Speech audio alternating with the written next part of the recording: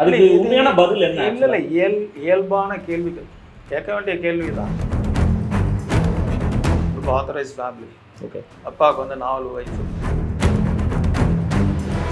Okay என்ன எவ்வளோ amount, சரி ஓகே, உடனே செக்கு போட்டு உடனே காலேஜ் கொடுத்து அனுப்பிடுவோம். கொடுத்த காலங்கள்லாம் உண்டு. நிறைய பேருக்கு அது எண்ணிக்கையே கிடையாது. என் தங்கச்சிங்களாம் இல்லாத பட்சத்தில் பார்த்தா இன்னைக்கு 500 கோடிக்கு மேலே.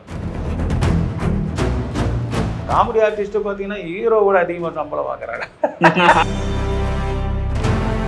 நர்ஸ்லாம் கிட்டத்தட்ட 5 to 15 lakhs கிட்ட கொடுத்தாங்க. ஏன்னா நான் தரைக்கு வந்துட்டேன்ற மாதிரி தெரிஞ்சால் ஜனங்க இப்போ எப்படி பேச ஆரம்பிச்சாங்க, அதையும் இன்னும் மட்டமாக பேச ஆரம்பிப்பாங்க. நீங்கள் தனியாக இருக்கிற மாதிரியே இருக்கு. ஆமாம், நான் இப்போ கண்டிப்பாக தவிப்பு இருக்கும். வேற என்ன, அப்பத்துலேருந்து அப்படி தானே. ஸ்டண்ட்டில் இருக்கும்போது ஃபைட்டில் அடிபட்ட வீட்டுக்கு போக மாட்டேன். நானும் என் மனைவி ஒன்றா சினிமா பார்த்தது ஒரே ஒரு படம் தான், உள்ளத்தை எழுதித்தான்.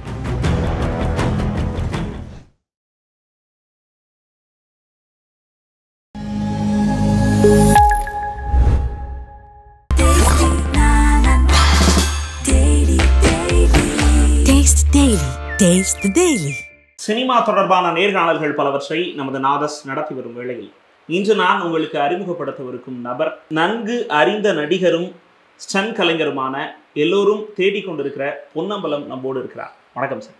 ஜெய் ஸ்ரீராம். வணக்கம். இந்த விஷயம் பேசும்போது சார், சமீப நாட்களாக நடிகர் போண்டாமணிக்கு சில பேருக்குலாம் இந்த பிரச்சனை ஏற்படும் போது, உங்களுக்கும் இந்த பிரச்சனைங்கும் போது சில கருத்துக்கள் என்ன உலா வந்ததுன்னா, அந்த காலகட்டத்தில் எவ்வளவு படங்களில் நடித்தார், எவ்வளவு சூப்பர் ஸ்டார் படங்களில் வந்து அவரை நம்ம பார்த்துருக்கோம், முக்கிய வில்லனாக பார்த்துருப்போம், எவ்வளவோ சம்பாதிச்சிருப்பாரு, அதை அவருக்கு சரியாக தக்க வச்சுக்க தெரியல, ஏதோ ஒரு இடத்துல விட்டுட்டாரு அப்படின்ற பார்வைகள்லாம் இருந்தது. அதெல்லாம் பார்க்கும்போது உங்களுக்கு என்ன தோணுச்சு? அதுக்கு உண்மையான பதில் என்ன? இல்லை இயல்பான கேள்விகள் கேட்க வேண்டிய கேள்வி தான். ஏன்னு சொன்னால் எனக்கு என்ன பிரச்சனை இருக்குன்னு அடுத்தவங்களுக்கு தெரியாது. இப்போ கமிட்மெண்ட் இல்லாதவங்க நிறைய பேர் இருக்காங்க. பணம் சேர சேர்ந்துக்கிட்டே இருக்கும். ஒரு பக்கம் வரவு, ஒரு பக்கம் செலவு, ஒரு பக்கம் வரவு, ஒரு பக்கம் செலவு, ஒன்றும் பண்ண முடியாது. இப்போ வாங்குற மாதிரிலாம் அந்த காலத்தில் இந்த கோடிக்கணக்கான சம்பளம்லாம் கிடையாது. உங்களுக்கு தெரியும், சார்ஜ் கிடைக்கிறதே பெரிய விஷயம். அதுக்கு எத்தனை பேர் வாசலில் டைரக்டர் வீட்டு வாசலில் நின்னாங்கன்னு உங்களுக்கு தெரியும். இன்னை வரைக்கும் ரஜினி கமல்லேருந்து சொல்லியிருக்காங்க ஆரம்ப கட்டத்தில் எவ்வளோ கஷ்டப்பட்டேன். உண்மையாக கரெக்ட் தானே? அப்போ அவங்கெல்லாம் அவ்வளோ பெரிய சூப்பர் ஸ்டார், அவங்கெல்லாம் வந்து அவ்வளோ கடினமாக ஒரு சொல்லும்போது ஏவிஎம் ஸ்டுடியோலேருந்து நடந்து போனதெல்லாம் நான் சொல்லியிருக்காரு. யாருக்கு? நம்ம ரஜினி சார். ஆமாம் ஆமாம். ஸோ அந்த அளவுக்கு அந்த கட்டத்தில் இருக்கும்போது நீங்கள் எங்கே பார்த்தாலும் வேலை காலி இல்லை, வேலை காலின்னு இருக்கும்.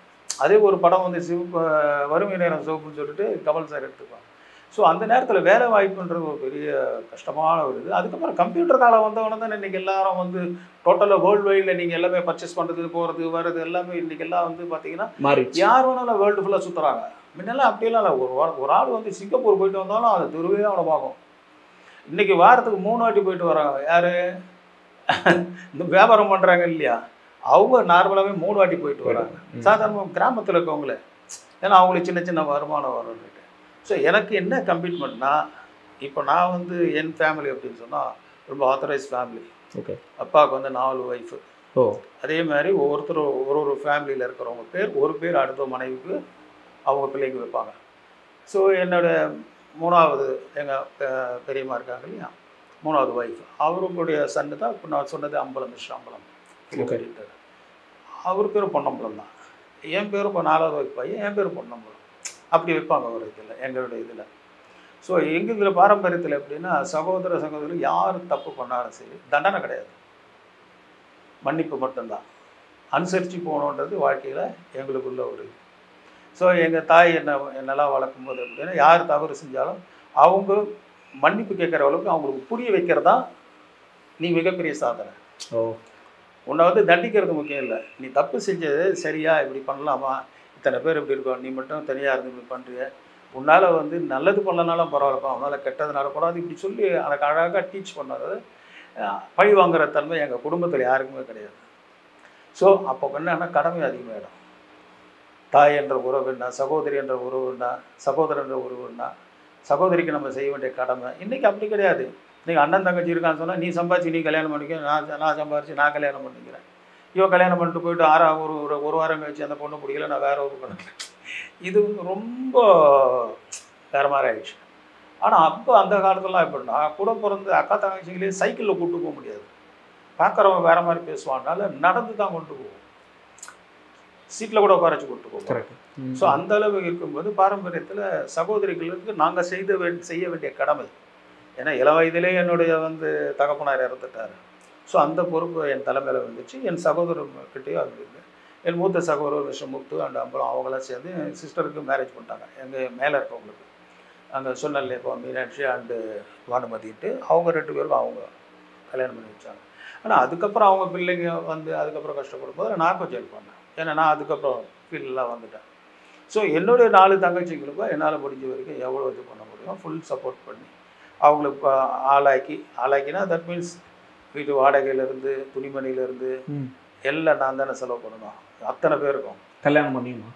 இல்லை, கல்யாணம் பண்ணுறதுக்கு முன்னாடி கல்யாணம் பண்ணும்படி என்னோட சிஸ்டர் எனக்கு கீழே இருக்க தங்கைகளுக்கு வீட்டில் இருந்தால் மொத்தம் நான் இருக்கேன், எங்கள் அண்ணன் இருக்கார், எங்கள் அம்மா இருக்காங்க, 4 தங்கச்சி இருக்குது, ஒரு அக்கா பசங்க எல்லாம் வருவாங்க. ஸோ கல்யாணம் வீடு மாதிரி தான் இருக்கும். டெய்லி 10 பேர் கம்மி இல்லாமல் சாப்பிடுவோம். அப்போ எந்த அழைப்பும் இன்றைக்கி பார்த்தீங்கன்னா 2-3 பேர் சாப்பாட்டுக்கு இன்றைக்கி வழி இல்லாமல் இருக்காங்க, சம்பளம் பத்தலை. நாங்கள் அப்போ 10-12 பேர் ஒரே வீட்டில் டெய்லி சாப்பிடுவோம். ஸோ அக்கா பசங்க எல்லோரும் வருவாங்கல்ல. ஸோ அவங்களுக்கு துணிமணி வாங்கி கொடுக்குறன்றது பெரிய கஷ்டம். ஏன்னா பொங்கல் தீபாவளி எல்லாம் எதிர்பார்த்துட்டு இருப்பாங்க. சரி, இப்போ நான் தான் உழைக்க ஆரம்பிச்சு நல்லா சம்பாதிக்க ஆரம்பிச்சிட்டேன். இனிமேல் நம்ம வீட்டில் கஷ்டம் யாரும் எந்த பேருக்கும் தெரியக்கூடாது அப்படின்ட்டு எல்லாருக்கும் நல்லா செஞ்சேன்.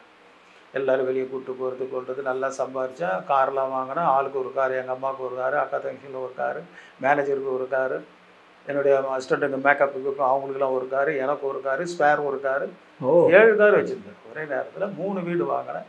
எல்லாம் நல்ல வைபோகமாக தான் இருந்தேன். அதாவது நீ வெறும் வரும்போது நான் அடுத்தவங்க சொத்து, எங்கள் அப்பா சொத்தில் நான் இது பண்ணல. என்னுடைய சொந்த உழைப்பில் இருந்தபோது நல்லா சாப்பிட்டேன், கொண்டேன், நிறைய பேர் கொடுத்தேன். அது நம்ம அதை சொல்கிறது இல்லை. நான் நிறைய பேருக்கு படிக்க வச்சுருக்கேன், கொள்ளிருக்கேன். ஆனால் இன்னி வரைக்கும் அவங்க பேர் கூட நான் கேட்டது கிடையாது. வருவாங்க, கஷ்டமாக இருக்குது, காலேஜ் ஃபீஸ் கட்டணும், அவங்க பேருக்கு எல்லாம் கேட்க மாட்டேன். கூட என் பிரதர் இருப்பார், ஃப்ரெண்டுங்க இருப்பாங்க. அப்போலாம் இந்த மாதிரி பாவம் ஸ்கூல் ஃபீஸ் கட்டணும், அம்மா அப்பா இல்லை அப்படின்னு. ஓகே, என்ன எவ்வளோ அமௌண்ட்டு? சரி, ஓகே, உடனே செக்கு போட்டு உடனே காலேஜுக்கு கொடுத்து அனுப்பிடுவேன். கொடுத்த காலங்கள்லாம் உண்டு. நிறைய பேருக்கு அது எண்ணிக்கையே கிடையாது. அது என் கூட இருக்கவங்களும் பிளட்டெல்லாம் கொடுப்பாங்க எல்லாருக்கும் ஹாஸ்பிட்டலில் போயிட்டு. அந்த மாதிரி ஒரு ஒழுக்கமாக அப்படி இருந்ததுனால கமிட்மெண்ட் இருக்குது பாருங்க. இப்போ ஒரு கல்யாணம் பண்ணால் எவ்வளோ செலவாகும்னு உங்களுக்கு தெரியும். அந்த காலத்தில் நான் சம்பாரித்த காசு என் தங்கச்சிங்களாம் இல்லாத பட்சத்தில் பார்த்தா இன்றைக்கி 500 கோடிக்கு மேலே இருக்கும். ஏன்னா நான் நல்லா சம்பாதிக்கிற காலத்தில் வெறும் 5000 ரூபாய் தான் போரூரில் ஒரு கிரவுண்டு. அப்போ நான் 10,000 சம்பாரிச்சிருந்தேன். ஒரு ஃபைட்டுக்கு போனால் 10,000, அதுக்கு மேலே கிடையாது. இன்றைக்கி ஒரு நாள் சாதாரண இப்போது காமெடி ஆர்டிஸ்ட்டு பார்த்தீங்கன்னா ஹீரோவோட அதிகமாக சம்பளம் வாங்குறாங்க. யாரை சொல்கிறீங்க? யாராக இருக்கட்டும், சம்பாதிக்கிறாங்களா இல்லையா, அவ்வளோதான். ஸோ அந்த மாதிரி நான் காமெடி இருந்த ஆரம்பத்தில். இப்போ தான் நான் யோசிக்கிறேன், நம்ம மடையாண்டா, நம்மளோட மடையை எவனும் இருக்க மாட்டான். கையை காலை உடச்சிட்டு இப்படி சம்பாதிக்க யோசனைப்பட்டு இந்த மூளை இங்கே மாறி போய் ஈஸியாக நோவாமல் சம்பாதிக்கிறது காமெடியில் மட்டும்தான் பண்ண முடியும். அப்படி கஷ்டப்பட்டு சம்பாதிச்ச காசு இல்லை, இதெல்லாம் ஒவ்வொன்றும் ரத்தத்தை சிந்தி சம்பாதிச்சது. ஸோ அப்படி இருக்கும்போது ஒவ்வொரு தங்கச்சிங்க கல்யாணம் பண்ணும்போது நான் அடைஞ்ச மன நிறைவு இருக்குது பாருங்கள், அது எல்லை இல்லாத கடல்.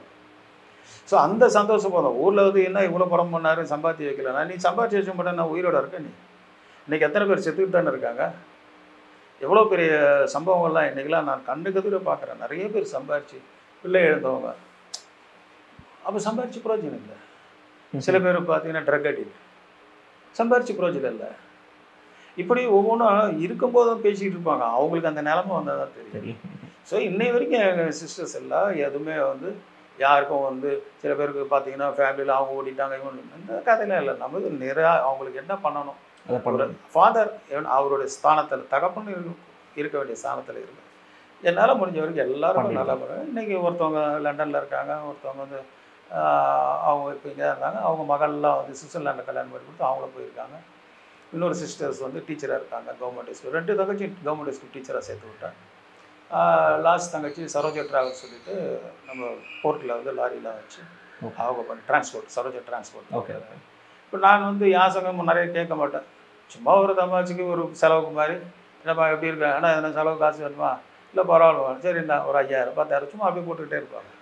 ஸோ அது வரைக்கும் இருக்குது. ஏன்னா கல்யாணம் பண்ணி கொடுத்தவங்கன்னா அவங்களாம் அடுத்தவங்களோட சொத்து. எது இருந்தாலும் அவங்களுடைய கணவனை கேட்டு தான் கொடுக்கணும். பட் அவங்க குடும்ப சூழ்நிலை எப்படியோ தெரியல. பட் வெளிநாட்டில் இருக்காங்க, நம்ம நினச்சிட்டு இருக்கோம் தவிர அவங்க கமிட்மெண்ட். ஏன்னா அவங்க பையன்லாம் டாக்டர்லாம் படிச்சிருக்காங்க. ரெண்டாவது தங்கச்சி அவங்க பையனும் வந்து டாக்டர். ஆக்சுவலாக நான் அதான் கேட்க வந்தேன். இப்போ நீங்கள் அதான் சொல்லிட்டு இருக்கீங்க. என்னன்னா இங்கே எல்லாரும் கமெண்ட்ஸில் என்னன்னா பொன்னம்பலனுடைய குடும்பம் என்ன ஆனது, மனைவி குழந்தைகள் ஒரு பெரிய குடும்பம் நீங்கள் சொல்கிறீங்க. அப்படி இருக்கும்போது அவங்கெல்லாம் உதவி செய்ய ஏன் முன் வரல அப்படின்ற கேள்வி. எல்லாரும் உதவி செஞ்சாங்க. அப்போ நடிகர்லாம் செய்கிற அளவுக்குலாம் அவங்களால முடியாது. ஏன்னா இப்போ அவங்களெல்லாம் பிள்ளைங்களா 2-3 பிள்ளைங்களா ஆயிடுச்சு, அவங்கள படிக்க வைக்கணும் கொள்ளணும் எல்லாம் வந்து சராசரி குடும்பம் தான். ஒன்றும் பெரிய கோட்டீஸ்வரங்களாம் கிடையாது. அவங்க ஃபேமிலிக்கு கரெக்டாக இருக்குண்டான சம்பாத்தியம் தான் பண்ணிட்டு. ஆனால் அவங்களுடைய மருத்துவ செலவு பெருசு. மருத்துவ செலவு ரொம்ப பெருசு. மாசான எனக்கு டயாலிசிஸ் பண்ணும்போது மட்டும் 70,000 ரூபா. Only dialysis and extra medicines என்ன ஆகும், பிளட் டெஸ்ட் என்ன ஆகும். இப்போ கூட செஞ்சீவ் சார் கிட்டத்தட்ட மோர் தேன் 50 lakhs 60 lakhs பண்ணி செலவு பண்ணுறாரு. இப்போவும் எனக்கு மாத்திரை மருந்து அண்டு பிளட் டெஸ்ட்டுக்கு வந்து 28,000 வருது மாதம். ஸோ அதை இவங்களால அஃபோர்ட் பண்ண முடியல. எஸ், அவ்வளோ முடியாது இல்லை, மாதம் அவ்வளோலாம் கொடுத்து வர முடியாது. தனுசுலாம் கிட்டத்தட்ட 5 to 15 lakhs கிட்ட கொடுத்தாரு தனுஷர். ஆமாம், அதேமாதிரி இப்போது நம்ம ஒரு சரத்குமார் சாரும் அப்படி தான் ஸ்டார்டிங்லேருந்து அப்படியே கிட்ட 12 lakhs மேலே செலவு பண்ணுறாரு. ஜெயம் ரவி சார் அவங்க எல்லாம் கொடுத்தாங்க. 1 ரூபா கொடுத்தாங்க. கேசரகுமார் ஒரு 2 விஷயம் கொடுத்தாரு. என்னென்னா நான் இப்போ என்னோடய ஸ்டேட்டஸும் மெயின்டைன் பண்ணி ஆகணும். ஃபர்ஸ்ட் ஆஃப் ஆல் அது ஒன்று. ஏன்னா நான் தரைக்கு வந்துட்டேன்ற மாதிரி தெரிஞ்சால் ஜனங்க இப்போ எப்படி பேச ஆரம்பித்தாங்க, அதையும் இன்னும் மட்டமாக பேச ஆரம்பிப்பாங்க. நல்லா இருக்கிற வரைக்கும் தான் ஒரு மனுஷனை வந்து தூத்துறதும் சரி வாழ்த்துறதும் சரி. பட் இருந்தாலும் என்னோக்கு வந்து ஆண்டவன் எனக்கு கூட இருக்கனால எனக்கு சரிவு கொண்டு வந்து தரையில் விடலை. 3 வேளை சாப்பாடும் இருக்கிறதுக்கு இடம் நல்லா இருக்குது. வாடகை இருந்தாலும் இப்போ சொந்த வீட்டில் இருந்து எல்லாம் படம்லாம் நிறைய பண்ணேன். 2 படம் கிட்ட ப்ரொடியூஸ் பண்ணேன். ஒரு படம் பாதியிலே நின்று ஹார்ட் ப்ராப்ளம் வந்து அதுக்கப்புறம் அந்த கிட்னி ப்ராப்ளம் வந்தனால பாதியிலே நிப்பாட்டிட்டு அதில் கிட்டத்தட்ட 1.25 கோடி போயிடுச்சு. ஸோ நம்ம எங்கே சம்பாதிச்சோமோ அங்கே தான் நம்ம தொழில் தெரிஞ்ச இடத்துல தான் செலவு பண்ண முடியும். பட் நேரம் ஒன்று சரியில்லை, ஒன்றும் பண்ண முடியாது. நான் மட்டும் இல்லை, உலகத்தில் பார்த்தீங்கன்னா கிட்டத்தட்ட ஒரு 35-40% வந்து இப்போ கொரோனா வந்தது பாருங்க. ஆமாம், அதில் எவ்வளோ பேர் செத்துட்டாங்க, கலெக்ட் பண்ண முடியலையே பணம்லாம். கரெக்ட். வெளிநாட்டில் இப்போ எனக்கே பார்த்தீங்கன்னா சிங்கப்பூர், மலேசியா, ஸ்ரீலங்கா எல்லாம் பார்த்தீங்கன்னா நான் பண்ண பிஸ்னஸில் எவ்வளோ பணம் அடங்கியிருக்கு. ஆள் இருந்தால் தானே கேட்குறது, ஆள் இல்லாதவங்க ஒன்றும் பண்ண முடியாது. ஸோ அவ்வளவு உயிர்களை இழந்துட்டோம். நான் என்ன சொல்கிறேன், நீ பணக்காரன் என்பதுக்கு ஒரே அடையாளம் 3 வேளை சோறு நேரங்காலத்தோட. நல்லா கேட்டுங்க, 3 வேளை சாப்பாடு சாப்பிட்றது முக்கியம் இல்லை. 3 வேளை சாப்பாடை எவன் ஒருத்தன் நேரங்காலத்தோட சாப்பிட்றானோ அவன் தான் உண்மையே கடவுள் அருள் பெற்ற மிகப்பெரிய மனிதன், மிகப்பெரிய பணக்காரன். உங்களுடைய ஹோம் டூர் அந்த மாதிரியான வீடியோக்கள்லாம் பார்க்கும்போது சார் நீங்கள் தனியாக இருக்கிற மாதிரியே இருக்குது. ஆமாம், நான் இப்போ தனியாக தான் இருக்கேன். மனைவி குழந்தைகள் எல்லாம் இருக்கேன். என்னை பாரம் பண்ண முடியாது. என்னை வந்து இப்போ நான் நடந்து போகிறேன், என் வெயிட் அவங்க வந்து இது பண்ண முடியாது. டாய்லெட்டில் கொண்டு போய் உட்கார வச்சு எழுந்துக்க முடியாது. இப்போ இதே வந்து நண்பர்கள் நான் எனக்கு இருக்கிறவங்களாம் என்ன பண்ணுறாங்கன்னா அந்த கூச்சப்பட மாட்டாங்க. என் பிள்ளைங்களாம் சின்ன சின்ன பசங்க, ஓகே, என்னை குளிப்பாட்ட முடியாது, என்னை தூக்கி நிப்பாட்ட முடியாது. ஓகேங்களா? இன்னொன்று என்னன்னா அவங்க படிச்சுட்டு இருக்காங்க. படிச்சுட்டு இருக்கும்போது நம்ம வந்து இந்த வேலை நம்ம பண்ணிட்டு காலேஜில் முடித்தோம். இப்போ தான் வருஷம் பிஎஸ்சி முடிச்சு எம்எஸ்சி முடிச்சுட்டாங்க. இவர் வந்துட்டு இன்ஜினியரிங் வந்து மெக்கானிக் இன்ஜினியரிங் முடிச்சுட்டு அதுக்கப்புறம் கம்ப்யூட்டரில் தான் அவருக்கு நாட்டம் அதிகம். கிருத்திகா மகள் அவங்க இப்போ தான் முடிக்கிறாங்க. முடிச்சு இன்னும் ரிசல்ட் வருது.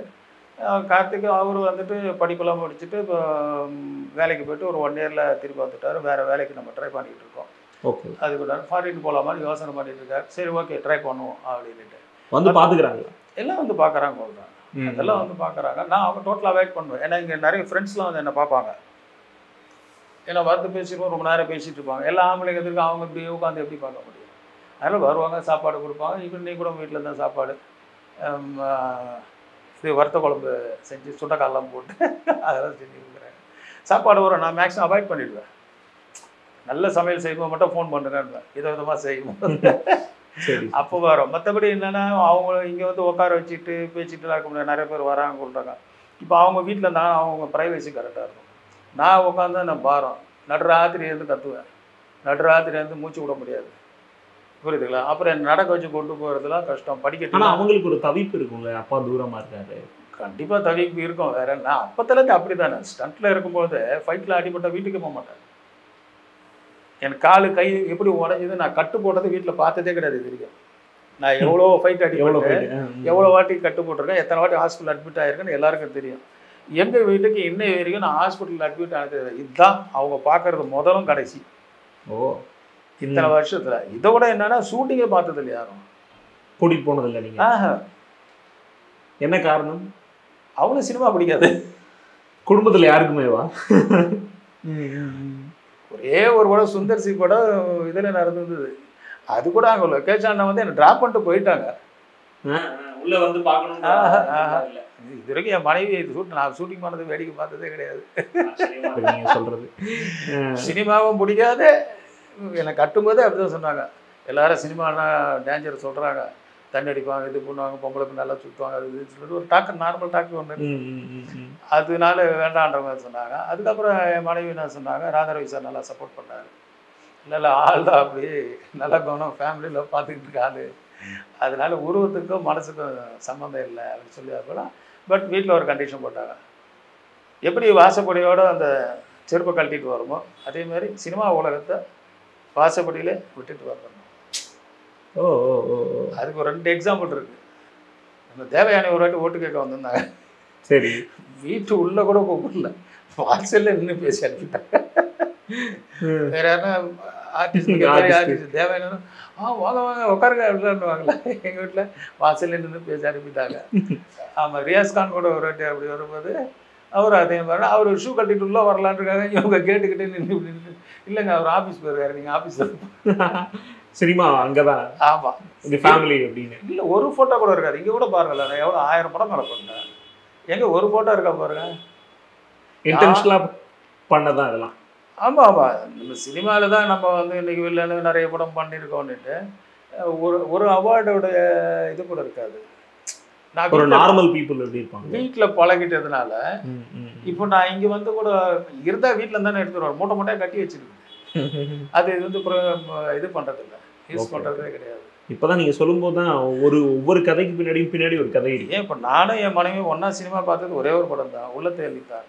27 வருஷம் அதுக்கப்புறம் போனதே இல்லை. எவ்வளவோ படங்கள் ஸ்டண்ட், விஜயகாந்த், ரஜினி டிராப் பண்ணிட்டு வந்திருக்கேன். இங்க தியேட்டர்ல அவங்க சிஸ்டர்ஸ் யாருன்னா வருவாங்க, வலுக்க டைமாக கூட்டிட்டு போவாங்க. இவங்க அங்கே போயிட்டு அந்த அவங்களோட கும்பலோட தான் ஒரு நல்லா இருக்குல்ல, பாப்கார்னுக்கு போல சாப்பிடு. சினிமா படம் பார்க்க மாட்டாங்க, சும்மா பேசிட்டு வரலாம், ஜாலியா இருக்கு. இல்ல தியேட்டர்ல படம் ஓடிட்டு இவங்க பேசிட்டு போவாங்க. அதான் ஓகே, பக்கத்துல நான் டிஸ்டர்ப் ஆகும், என்னப்பா வந்து பேசணும்னா வீட்டில் பேசல, சினிமா தியேட்டர்ல உட்காந்துட்டு பேசிட்டு இருக்கீங்க. அது ஒரு ஃபன்னா தான் அவங்களுக்கு இருக்குது. கரெக்ட். உங்ககிட்ட ஒன்று கேட்கணும்னு தோணுச்சு சார். ஜெய் ஸ்ரீராம் எப்போதுமே இப்போ ரீசெண்டாக சாரோட இன்டர்வியூனா ஜெய் ஸ்ரீராம். இப்போ ஆடி தள்ளுபடி, கூடவே டிஸ்கவுண்ட் வவுச்சர்ஸ். இதை எப்போ யூஸ் பண்றது? ஆடியில தள்ளுபடி, ஆவணில டிஸ்கவுண்ட் வவுச்சர்ஸ். போத்தீஸ் ஆடியில் தள்ளுபடியுடன் டிஸ்கவுண்ட் வவுச்சர். தங்க நகைகளுக்கு சேதாரத்தில் 25 முதல் 50% தள்ளுபடி. வைர நகைகளுக்கு கேரட் ஒன்றிற்கு ரூபாய் 10,000 தள்ளுபடி. போத்தீஸ் ஸ்வர்ண மகால், இது பரிபூரணத்தின் அடையாளம்.